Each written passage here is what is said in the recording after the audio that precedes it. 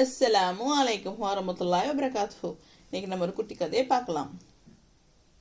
நபி யூசுப் அலைஹிவஸல்லம் அவர்களின் காலத்திற்கு பின் பல வருடங்கள் கழித்து பிலாத் என்ற ஒரு இளைஞர் பாலைவன பாதையில் நடந்து சென்றான்.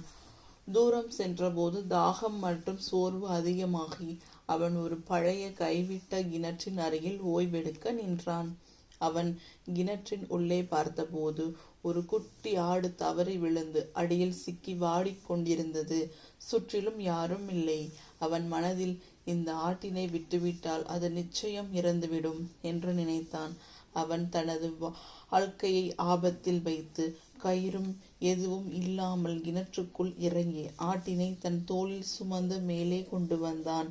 அந்த சிறிய உயிரை காப்பாற்றி தண்ணீர் கொடுத்து பசுமை உள்ள இடத்திற்கு அழைத்துச் சென்றான். அவன் அந்த நாளில் செய்த செயலை யாரிடமும் சொல்லவில்லை. ஆனால் ஆண்டுகள் கழித்து ஒரு நாள் கடுமையான பாலைவன புயலில் சிக்கி மரணத்திற்கு அருகில் இருந்தபோது தன் மனதில் அல்லாஹ்விடம் சொன்னான், யா அல்லாஹ், அந்த நாளில் நான் அந்த உயிரை காப்பாற்றியதை உன் மகிழ்ச்சிக்காக மட்டுமே செய்தேன். இன்று என்னை காப்பாற்றுவாயாக. அந்த நேரமே புயல் திசை மாறி அவன் உயிருடன் பத்திரமாக மீண்டான்.